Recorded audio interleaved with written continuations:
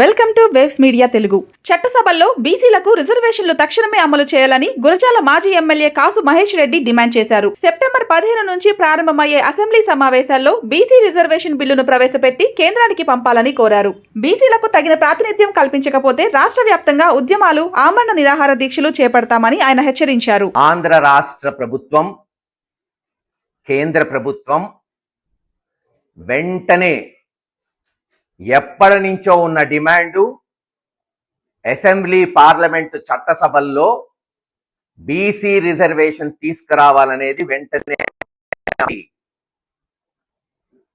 ఖచ్చితంగా. ఎందుకు చెప్తున్నామంటే ఇప్పుడు వింటున్నాం, పూర్వ విభజన మహిళా రిజర్వేషన్ రాబోతోంది. దానికి మొన్న స్పెషల్ పార్లమెంట్ సెషన్ పిలిచారు. మరి అది చేసినప్పుడు బీసీ రిజర్వేషన్ బిల్లు పెట్టడంలో మీకు వచ్చిన సమస్య ఏంటి అని ఈరోజు ఆంధ్ర రాష్ట్ర ప్రభుత్వాన్ని, కేంద్ర ప్రభుత్వాన్ని అడుగుతున్నాం. ఎప్పటి నుంచో ఉన్న డిమాండ్ ఇది. భారత రాజ్యాంగం ఎస్సీ ఎస్టీలకు రిజర్వేషన్ కల్పిస్తే ఉమ్మడి ఆంధ్ర రాష్ట్రంలో 1970లోనే కాసు బ్రహ్మానందరెడ్డి గారు ముఖ్యమంత్రిగా ఉన్నప్పుడు ఉద్యోగాల్లో లేదు, చదువులో బీసీలకి రిజర్వేషన్ తీసుకొచ్చారు. ఆ రోజు హైకోర్టు కొట్టేస్తే సుప్రీంకోర్టుకు పోయి పోరాడి కేసు గెలిచారు. ఇప్పటి వరకు ఆ జీవో ఆధారంగానే బీసీ రిజర్వేషన్లు అమలవుతున్నాయి. ఏ పథకాలు వచ్చినా ఆ రిజర్వేషన్, ఆ జీవోనే తీసుకొని ప్రామాణికంగా తీసుకుంటారు. రాజశేఖర రెడ్డి గారు ఉన్నప్పుడు ముస్లింలకు 5% రిజర్వేషన్ తీసుకొచ్చాడు.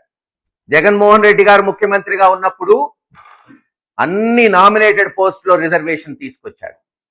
మరి ఇప్పుడు బీసీలకి మేము న్యాయం చేస్తాం, మేము ఎక్కువ ఫలితాలు ఇస్తామని చెప్పే చంద్రబాబు నాయుడు గారు గడిచిన 30 ఏళ్లలో ఏం చేశాడో చెప్పమని డిమాండ్ చేస్తున్నాం. ఈరోజు ఏదో ఆదరణ చట్టం అంట, రక్షణ చట్టం తీసుకొస్తారంట.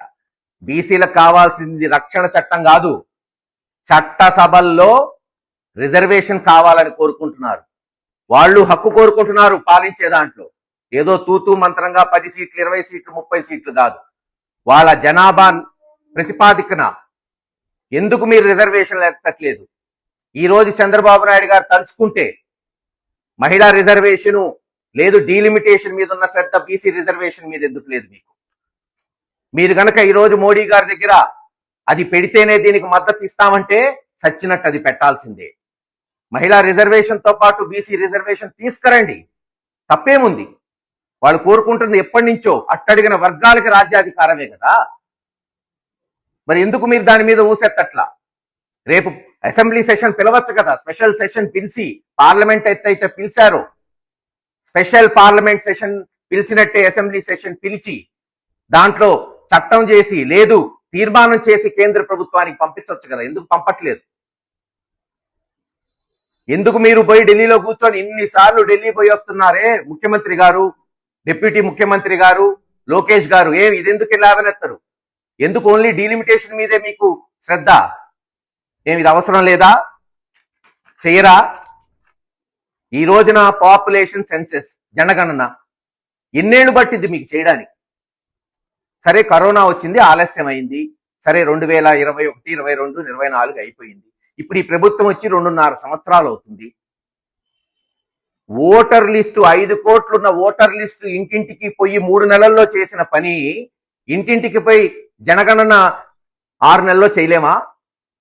ఎందుకు చెయ్యట్లేదు కేంద్ర ప్రభుత్వం, రాష్ట్ర ప్రభుత్వం? ఆలోచించండి. ఈరోజు ఆంధ్ర రాష్ట్ర ప్రజలు, దేశ ప్రజలు ఏదో మతలబు ఉంది.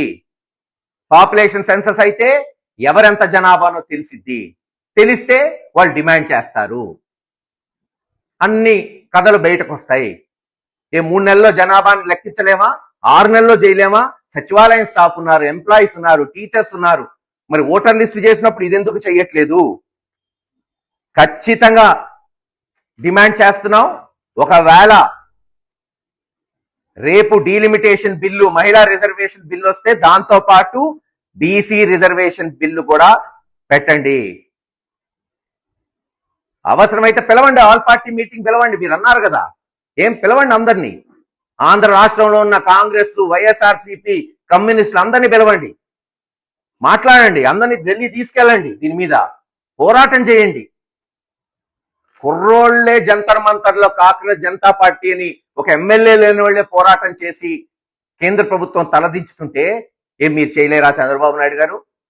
మీకు అందరు సహకరిస్తారు కదా మీరు పిలిస్తే? ఎవరు కాదంటాం చెప్పండి. రేపు 17 నుంచి అసెంబ్లీ అంటున్నారు. అసెంబ్లీలో కేవలం బీసీల రక్షణ బిల్లు కాదు, చట్టసభల్లో బీసీ రిజర్వేషన్ బిల్లు కూడా కలిపి పెట్టండి అని డిమాండ్ చేస్తున్నాం. ఖచ్చితంగా రేపు 17 కల్లా ఆన్సర్ రాకపోతే అవసరమైతే నిరాహార దీక్షలకు కూడా కూర్చుంటాం, సంఘాలను కలుపుకొని పోరాటం చేస్తామని తెలియచేస్తున్నాం.